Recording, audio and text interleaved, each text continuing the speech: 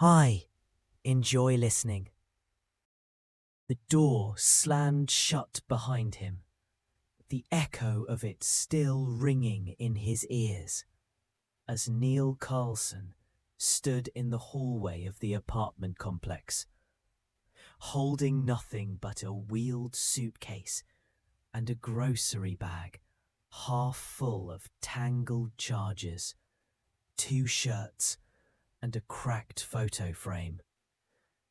His wife, Melissa, didn't even bother to watch him go. She just tossed his things into the hallway like garbage and turned back inside. The locks would be changed by morning. Her mother had made sure of that. 13 years. 13 years he'd lived in that apartment. Raised a daughter there. Replaced every light bulb, mounted every shelf, installed that damned kitchen backsplash himself. And none of it mattered. Not to the law, not to the judge, not even to Melissa. The court had laughed him out of the room. The apartment was never yours, Mr. Carlson, the woman at the bench said, her voice dry, almost bored. It belongs to your ex-mother-in-law. You were a guest at best. He didn't even get to keep the coffee maker. Neil wasn't a bad guy. At least that's what he told himself as he rode the bus out of town. He wasn't violent, didn't drink too much, didn't cheat. But work? That was always an issue. There just wasn't enough need for an electronics repairman anymore. Who fixed TVs when you could get a new one for $90? Phones were uncrackable now. Nobody brought in radios or old receivers. The few clients he did have either wanted to pay in coffee or just never came back. He tried though. He really did. But Melissa was working 2 jobs and still coming home angry. And then there was Jared, her friend from work, who started showing up when Neil was out looking for jobs he never got. The rest unraveled fast, and now he had nowhere to go but back to his mother's house. The Carlson house sat at the end of a gravel road on the outskirts of Millfield, a town no one ever heard of unless they broke down on Route 63. He'd lived there until he was 35, waiting for life to happen, waiting for some beautiful, smart, understanding woman to come whisk him away and make him the man he was always meant to be. It happened once, or so he thought, as the bus rumbled past wilted cornfields and rusting silos. Neil tried not to feel the shame sitting in his gut like wet cement. He hated this. Hated the return, the failure, the silence he knew he'd walk into. By the time he reached the house, dusk had fallen and the porch light was off. He knocked once, then twice. No answer. He let himself in. The smell hit first. A mixture of stale medicine, boiled cabbage, and dust. The air was cold. No heat. In the living room, she stirred. "Neil? Hey, Ma." She blinked at him for a long moment. Ben slowly smiled, her voice rasping. "Well, he finally showed up?" Neil dropped his bag by the door and looked around the house. Everything was just as he remembered. And that was the problem. Same brown carpet, same floral wallpaper peeling at the seams, same silence pressing in from the walls. Time hadn't moved here. Only his mother had. She struggled to sit up. I wasn't expecting company. Neil shuffled into the kitchen, opened the fridge and frowned. A half-empty bottle of ginger ale, some expired milk, a few plastic containers of something beige. "You've got nothing to eat!" "I haven't been out," she said softly, not feeling too steady on my feet. He pulled a skillet from under the stove, found a couple eggs and a chunk of bologna in the fridge, and started cooking. He didn't ask if she wanted any. When the eggs hit the pan, the smell made his stomach growl, but behind him, his mother coughed quietly. "You came all the way back from the city. Something must have gone wrong." Neil didn't answer. "Melissa kick you out?" He paused, spatula in hand. "She cheated on me. Then her mum had me tossed out like trash." His mother gave a soft, humorless laugh. "Well, I could have told you that would end badly. That girl always had sharp teeth." Neil sat at the kitchen table and began to eat. He didn't offer her a bite. "I spent 13 years in that place," he muttered. "You'd think that'd count for something."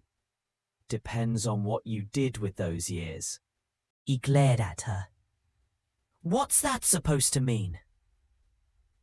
"Nothing," she sighed. "Just you always had a lot of plans, Neil. Not a lot of follow-through." "Wow," he said, stabbing his fork into the eggs. "Good to see you too, Mum." That night, he lay on the musty couch in the den, listening to the tick of the wall clock and the occasional creak of the old farmhouse settling. His mind wouldn't shut off. He was almost 40 now. No job, no home. His daughter wouldn't talk to him. Melissa made sure of that. And now he was sleeping under the same roof where he'd once sat with headphones on for hours, dreaming of moving to California to work for Apple or Sony. None of it had panned out. But the house was worth something. Maybe not much, but the land alone could bring in good money. Especially now. People from the city were buying up country homes like crazy. Even a place like this, 2 miles from the nearest gas station and 3 miles from cell reception, could sell fast if you found the right buyer. And once the house was his, the next morning he asked, "Have you ever thought about moving into assisted living?" His mother looked at him like he'd slapped her. "Jesus, Neil. No. This is my home." "But what if something happens? You could fall and nobody would know." "I've made it this far." He sipped his coffee and glanced at the old maple tree outside the window. The thought returned. If she wasn't here anymore. He quickly pushed it down, but it wouldn't stay buried for long. Neil spent the next few days pretending he cared. Pretending he was there to help. Pretending he hadn't already opened the bottom drawer of his mother's desk and found the deed to the house tucked neatly into a manila envelope. Her name was the only one on it. No will. No transfer documents. No plan. she still owned it outright.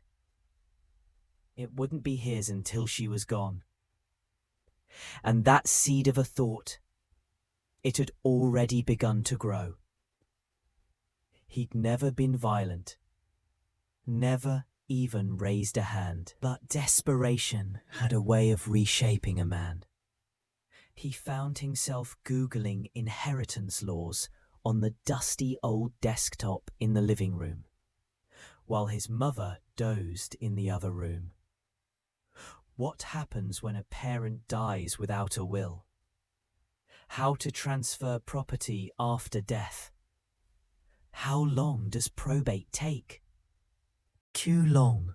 Months, maybe years, if someone contested it. Unless she gifted it. Or better yet, unless no one contested anything at all.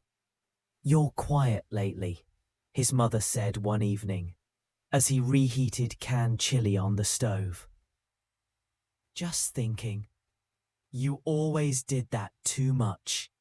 She was thinner than before, slower. When she moved around the house, she leaned heavily on the furniture. Her breathing was shallow, and he could hear the slight wheeze when she spoke too long. She'd run out of one of her prescriptions 2 days ago. Something for her blood pressure or her heart. He didn't remember which. And she asked him to go into town to refill it. Instead, he brought back a bottle of chewable multivitamins. They said they were out, he lied. She didn't argue. That night, he stood outside on the porch, smoking. The late October wind cut through his sweatshirt, but he didn't care. He looked out at the fields behind the house, at the broken-down barn and the faint tree line beyond it. Somewhere past that was the old fire road that wound through the woods. No pavement, no lights, no signs. Just a dirt trail, forgotten by time. He had driven it once or twice as a teenager, looking for a place to drink beer and shoot cans with friends. It was rough, bumpy, full of potholes. Even GPS didn't bother mapping it. That place had always felt like the edge of the world. Now, it felt like a solution. "Let's go for a ride," he suggested the next morning. His mother blinked at him from her armchair. "What for?" "Fresh air. We've both been cooped up. Thought you might like to see the woods again." She hesitated, her hands trembling as she reached for her coat. "You haven't offered to take me anywhere I can't even remember." "I'm trying to do better," he said. And that wasn't entirely a lie. He helped her into the truck he borrowed from the neighbour, under the pretense of hauling scrap. They drove past town, past the mill, past the lake where he'd once taken Melissa and their daughter for a short, failed camping trip. His mother stared out the window in silence. She didn't ask questions. That made it easier. Eventually, the paved road ended. The truck jostled and shook as it climbed the old trail through the forest. Branches scraped the windows. Fallen leaves crunched under the tires. She finally spoke. "Where are we going?" "Somewhere peaceful," Neil said. They reached the clearing, an open patch surrounded by tall trees and silence. No traffic, no houses, not even a power line. He put the truck in park. She looked at him. "Neil?" He smiled gently. "Let's stretch our legs." Neil helped his mother out of the truck. The morning sun filtered through the trees, casting long, striped shadows across the forest floor. A soft breeze carried the scent of pine and damp soil. It should have felt peaceful. It didn't. She took a few shaky steps, leaning on his arm. "I haven't been out in real nature in years," she said, her voice light. "Reminds me of when your dad used to take us camping. Remember that?" "Sure," Neil lied. He didn't. His father had left when Neil was 8 and never came back. His mother rarely spoke of him. When she did, it was like describing someone else's life. They sat down together on a flat rock. Neil looked around, scanning the edges of the clearing. No signs of people. No tire tracks but his. No noise but the trees. "Isn't this nice?" he asked. She nodded slowly, catching her breath. "Did you bring water?" she asked. He hadn't. "No," he said. "Sorry." Neil stood and took a few steps away, pretending to check the trees, pretending he was looking at something important. But in truth, he was trying to still his own heartbeat. Now would be the moment. He turned back to her. "I'll be right back," he said. "Gonna grab something from the truck." She nodded again, her eyes closed, face tilted toward the sun. Neil walked slowly to the truck, his steps heavy. He opened the door, slid into the driver's seat, and gripped the wheel. His hands were trembling. He looked at her, small, hunched, alone in the middle of the clearing, and for a second, just a second, he saw a flash of her holding his hand on the first day of kindergarten, of her brushing dirt off his jeans after he fell from his bike, of her standing in the kitchen, exhausted, trying to keep him fed when they barely had anything at all. But the thought was gone in an instant, swallowed up by the louder one. If she's gone, the house is mine. If she's gone, I can leave this place. He started the engine. The sound made her lift her head, confused. "Neil?" He didn't answer. He reversed out of the clearing, tires crunching. He didn't look back until he hit the curve in the trail, and even then, only through the rear-view mirror. Her silhouette was still there, seated on the rock. One hand slowly rising in the air, as if she didn't believe it could be happening. "Neil?" He hit the gas. He didn't sleep that night. Even after he'd driven home, parked the truck, and locked the door, he lay on the couch, wide-eyed, staring at the ceiling. He told himself 1,000 things. That she wouldn't have made it much longer anyway. That she would have wanted him to have the house. That she might be found. Or maybe she wanted to disappear. That it wasn't murder. He hadn't hurt her. He just left her. That's all. He drifted off sometime before sunrise. Shallow, dreamless sleep. When he woke, The house was cold, silent. No one to ask for breakfast. No one to guilt-trip him. No one to argue. He had what he wanted, didn't he? By noon, Neil had begun going through the papers. He found the gas bill, the tax documents, the property title. No will, no lawyer contacts. Perfect. He called a local real estate agent, asked about prices, posed as owner and son. She told him it could sell within weeks. All he needed now was to file for ownership. The death certificate would take time, but if he acted quickly, maybe even get someone to fudge the paperwork. He'd already started Googling that too. Then someone knocked on the door.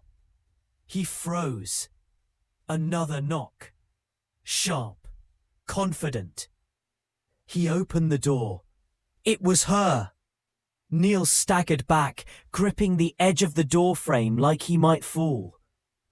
His mother stood in front of him, not alone. Beside her was a woman in a clean blazer and hiking boots, the kind you'd see teaching yoga on weekends and managing a legal office during the week. She had short, silver blonde hair, sharp eyes, and a calm, practiced demeanor. Behind them, parked by the side of the road, was a blue Subaru with a golden retriever sitting obediently in the passenger seat. His mother looked tired, pale, her cheeks hollow, eyes bloodshot. But she was standing, and she was looking straight at him. Not like a mother looks at her son, like a witness looks at the man who left her to die. "Neil," she said softly, "you forgot to pack me water." Neil's mouth opened, but no words came. The other woman stepped forward, hand extended. "I'm Caroline Hayes. I'm an attorney. I found your mother in the woods yesterday." Neil blinked. "You, what?"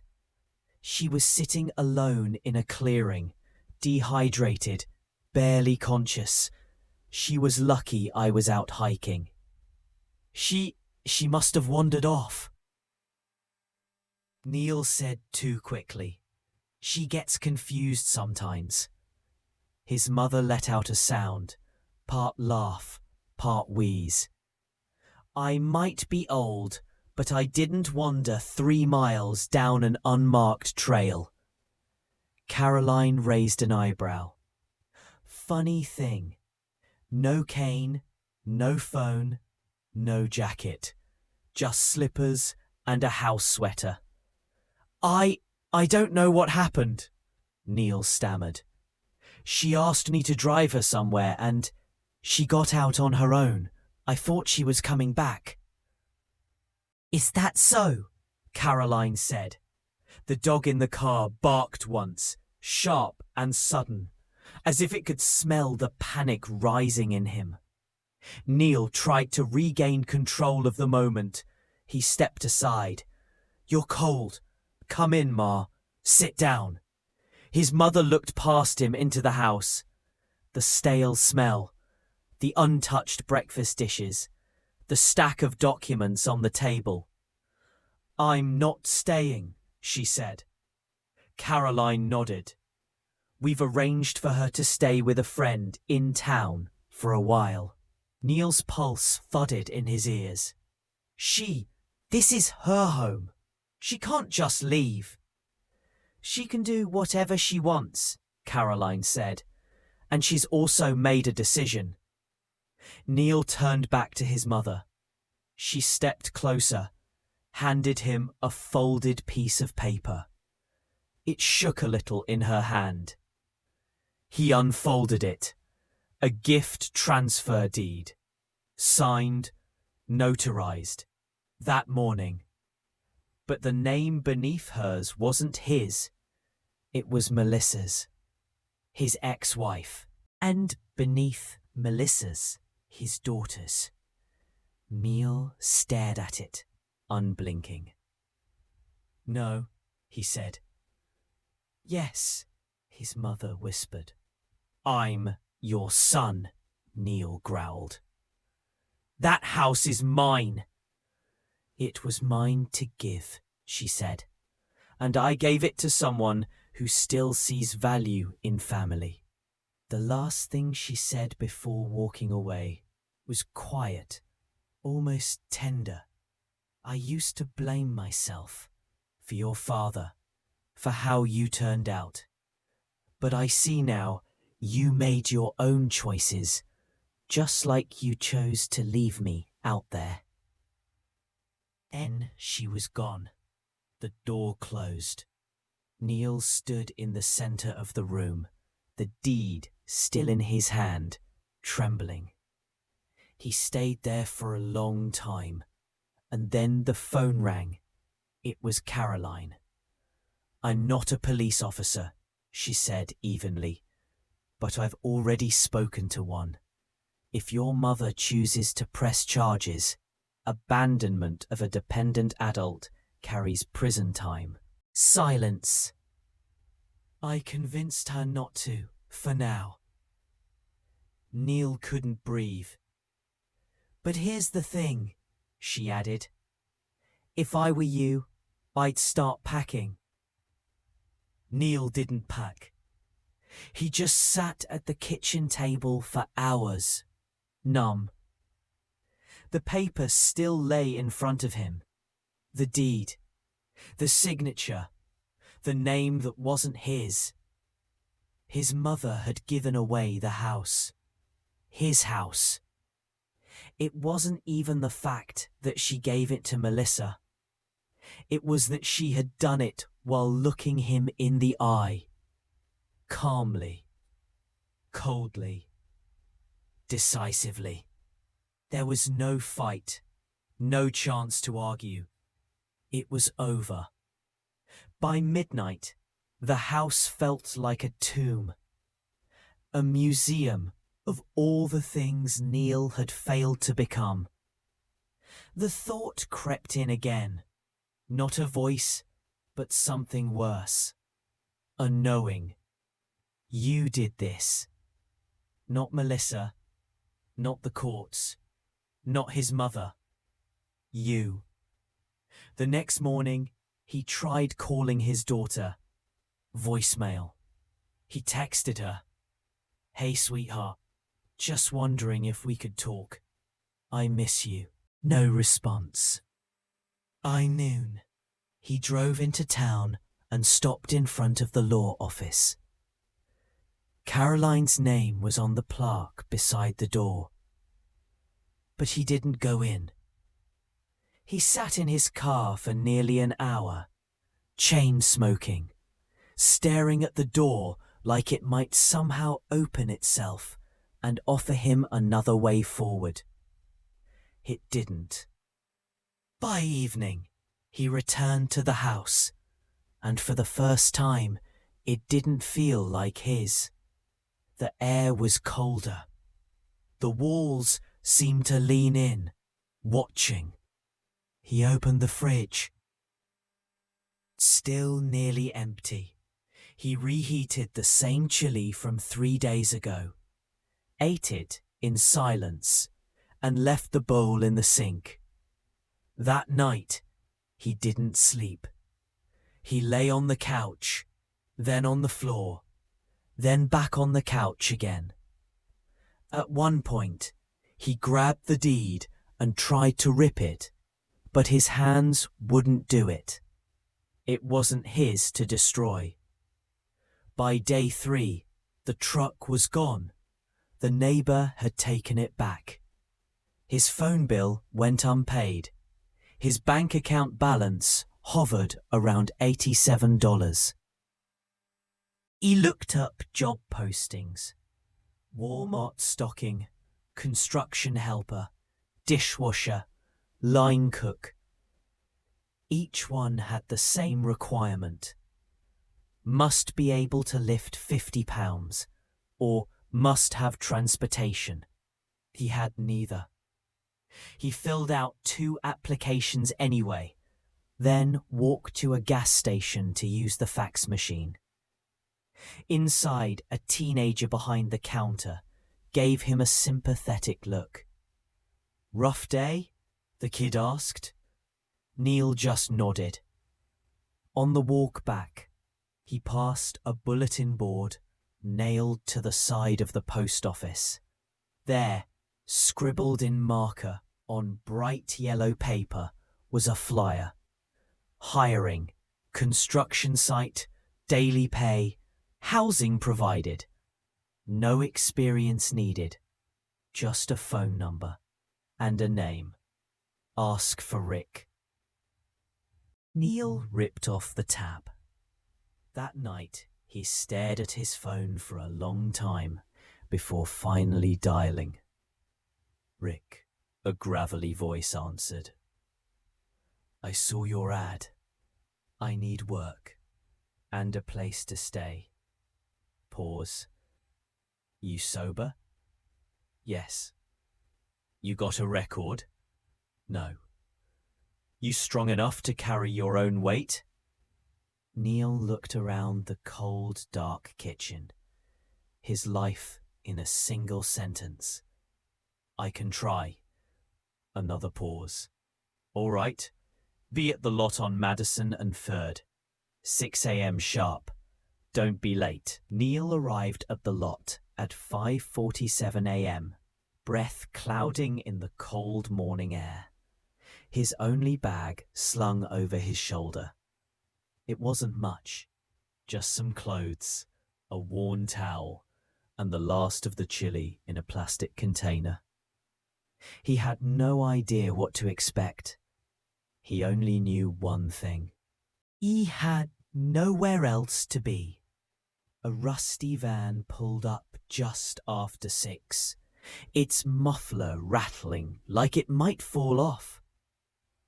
A thick man with a greying beard stepped out, work boots caked in dried mud. His flannel shirt was open over a long underwear top.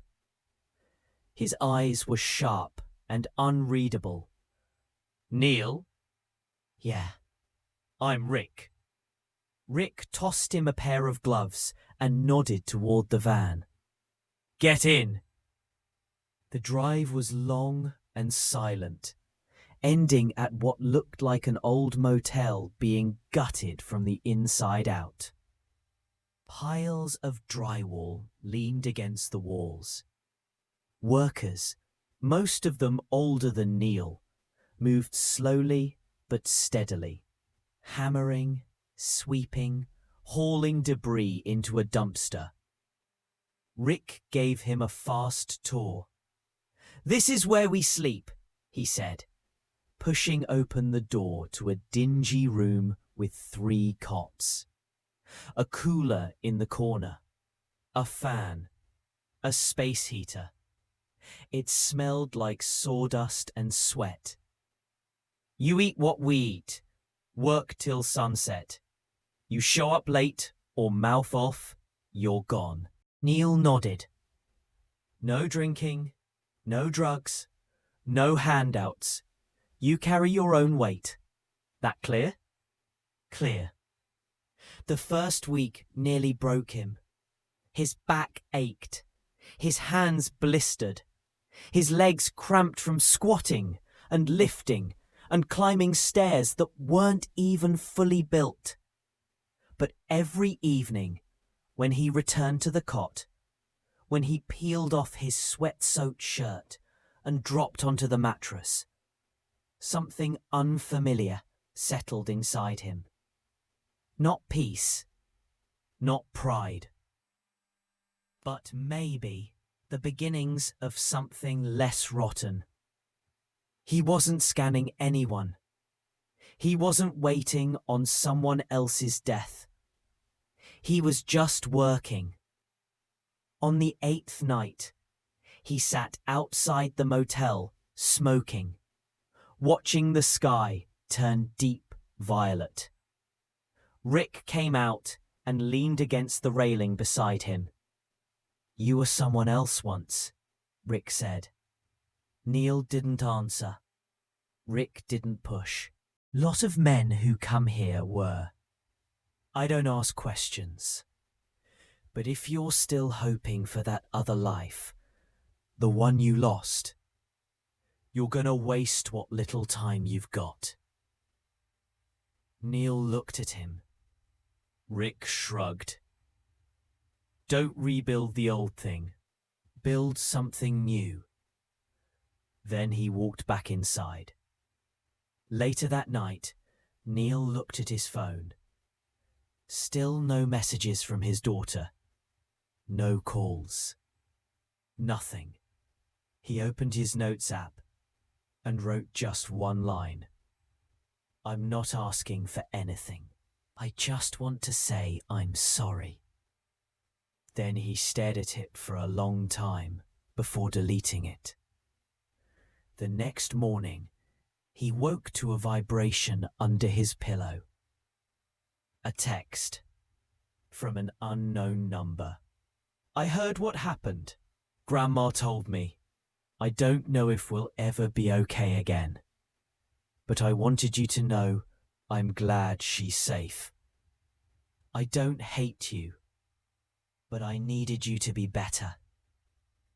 It was signed Emily. Neil read it twice, then again. And for the first time in years, he cried. Neil stayed with the work crew for another month. Each day he woke with the sun, drank bitter instant coffee from a paper cup, and worked until his arms trembled. No one asked about his past. No one cared.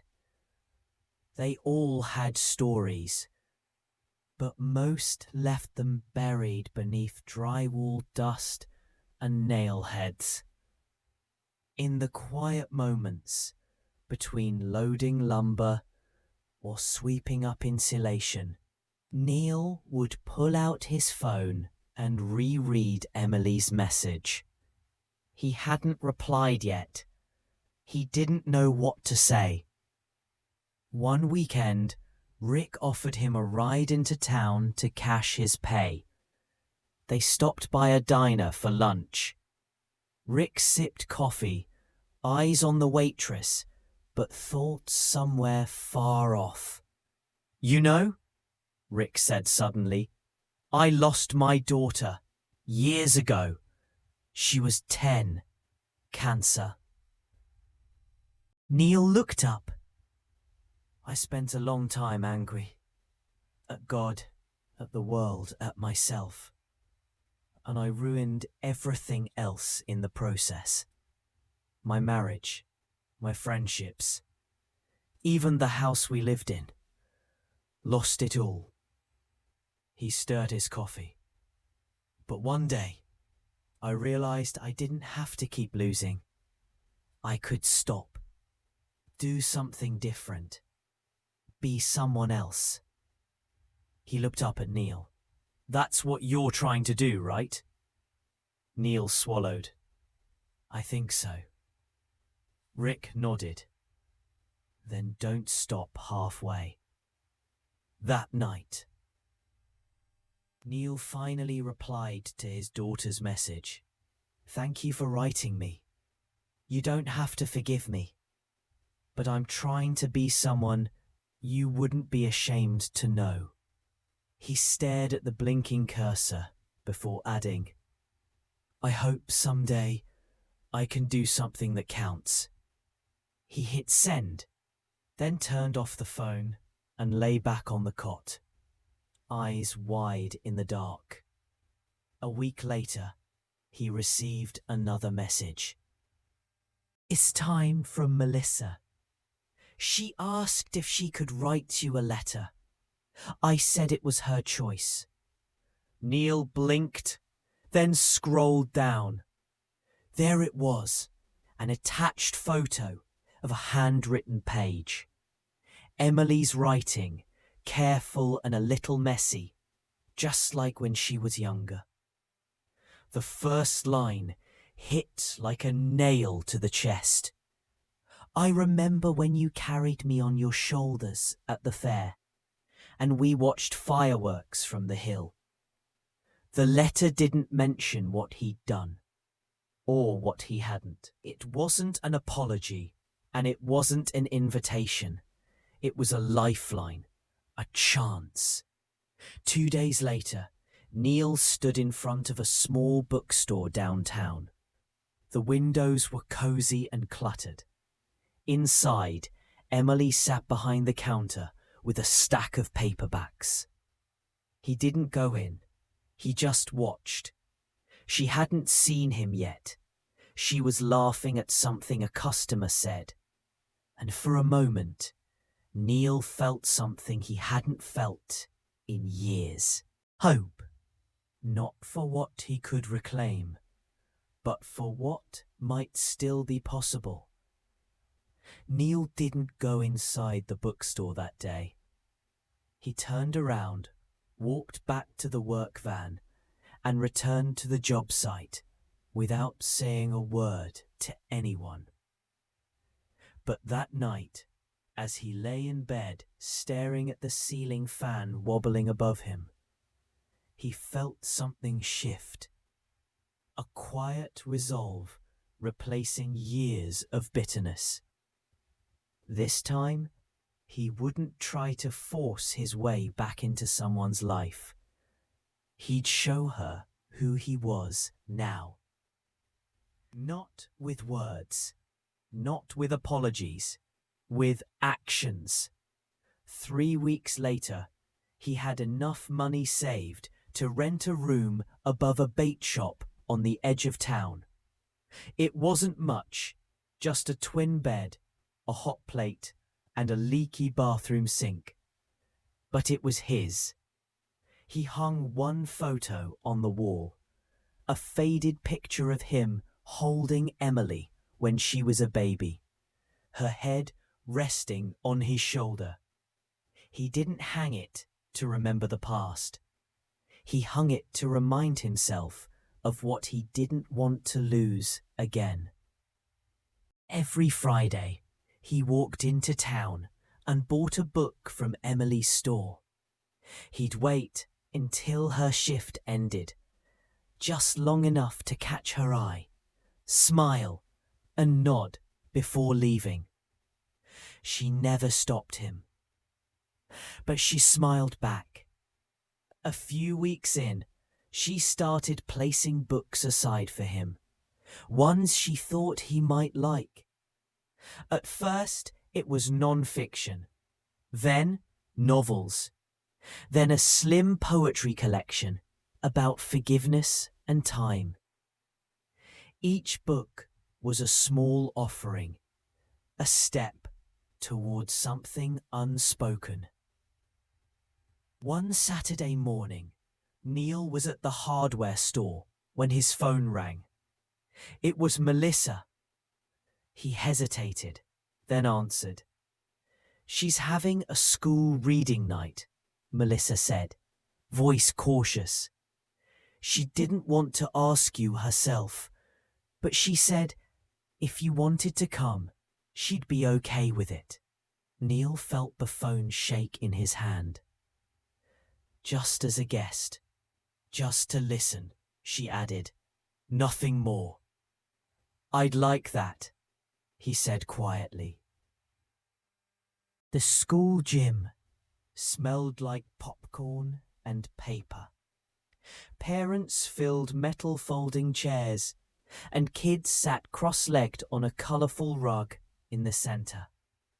When Emily stepped up to the microphone, her voice was steady but soft. She read from a short story she'd written herself, about a girl who planted a tree in the yard after a long, cold winter. Neil sat in the back row. He didn't cry, Not until she looked up at the end, scanning the crowd, and her eyes found his. She didn't wave, didn't smile, but she didn't look away either. That was enough. Later, as the crowd filed out, Emily approached him. She had a paper cup of lemonade in one hand and a tote bag over her shoulder. "You came," she said. "I did." They stood there in the hallway, near the trophy case, the hum of vending machines the only sound between them. "You were brave up there," Neil said. Emily shrugged. "It was scary." "I know, but you did it anyway." She looked. Then she handed him a folded envelope. "I wrote you something. It's not long." Neil took it gently. "Can I read it now?" She shook her head. "Later." They stood for a moment longer. Then she turned and walked toward Melissa, who waited by the door. But before she left, Emily glanced back. "Next time," she said, "you don't have to stand in the back." That night, Neil sat on his bed, the envelope in his hands. He didn't open it right away. He just held it. Like it weighed everything he'd lost and everything he might still be allowed to build. He opened the window. The night was cool and quiet. A dog barked in the distance. Somewhere, a train passed. And for the first time in a long time, Neil smiled. Not because he'd been forgiven, but because finally, he was becoming the man he should have been all along. If you like the story, I would be very happy to have your support. Click the thumbs up. And to not miss new stories, subscribe and click on the bell. Thank you from the bottom of my heart, and all the best.